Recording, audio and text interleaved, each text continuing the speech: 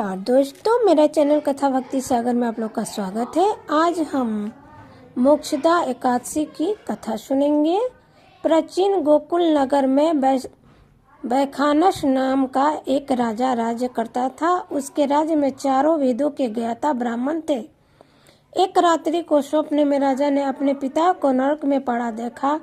उसको स्वप्न देखकर बड़ा आश्चर्य हुआ और प्रातः काल होते ही वह ब्राह्मणों के सामने अपनी सब स्वप्न कथा सुनाने लगा। हे ब्राह्मणों, रात्रि के स्वप्न में मैंने अपने पिता को नरक में पड़ा देखा है। उन्हें मुझसे कहा है कि हे पुत्र, मैं अब नरक भोग रहा हूँ, मेरी यहाँ से मुक्ति कराओ। जब से मैंने उनके यह वचन सुने हैं तब से मुझे चैन नहीं है। मुझे अब राज सुख ऐश्वर्य, हाथी घोड़े, धन, स्त्री, पुत्र आदि कुछ भी सुखदायक नहीं प्रतीक हो रहा है। अब मैं क्या करूँ, कहाँ जाऊँ? इस दुख के कारण मेरे शरीर तप रहा है। आप लोग मुझे किसी प्रकार का तप, दान, व्रत आदि बताए जिससे मेरे पिता को मुक्ति प्राप्त हो सके। राजा के ऐसे वचनों को सुनकर ब्राह्मण बोले, हे राजन, यहाँ से समीप ही वर्तमान भूत भविष्य के गाता एक पर्वत नाम के मुनि है। आप यह सब बातें उनसे जाकर पूछ लीजिए, वे आपको इसकी विधि बता देंगे। राजा ऐसा सुनकर मुनि के आश्रम पर गए। उस आश्रम में अनेकों शांत चिंत योगी और मुनि तपस्या कर रहे थे।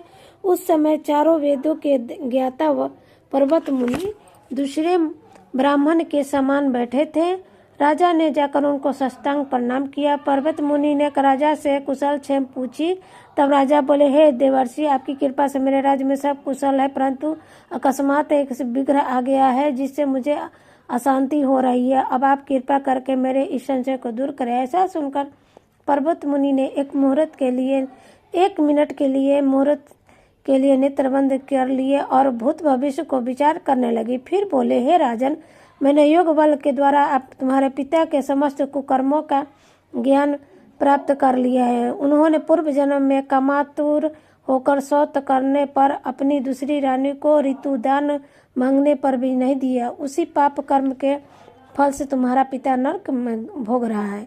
तब राजा बोले कि हे भगवान, मेरे पिता के उद्धार के हेतु आप कोई उपाय बताइए। तब पर्वत मुनि ने बोला, हे राजन, मार्गशीर्ष मास के शुक्ल पक्ष में जो एकादशी होती है उस एकादशी का आप उपवास करें और उस उपवास के पुण्य को अपने पिता को संकल्प करके छोड़ दे। उस एकादशी के पुण्य के प्रभाव से अवश्य ही आपके पिता की मुक्ति हो जाएगी। मुनि के वचनों के सुनकर राजा अपने राज्य में लौट आया और कुटुंब सहित मोक्षदा एकादशी का उपवास किया। उस उपवास के पुण्य को राजा ने अपने पिता को दे दिया, अर्थात संकल्प छोड़ दिया। उस पुण्य के प्रभाव से राजा के को मुक्ति मिली और स्वर्ग में जाते हुए अपने पुत्र से बोला, हे पुत्र, तेरा कल्याण हो। यह कहकर स्वर्ग चला गया। मार्गशीर्ष मास के शुक्ल पक्ष की मोक्षदा एकादशी को जो व्रत करते हैं उनके समस्त पाप नष्ट हो जाते हैं और अंत में स्वर्ग को लोक जाते हैं।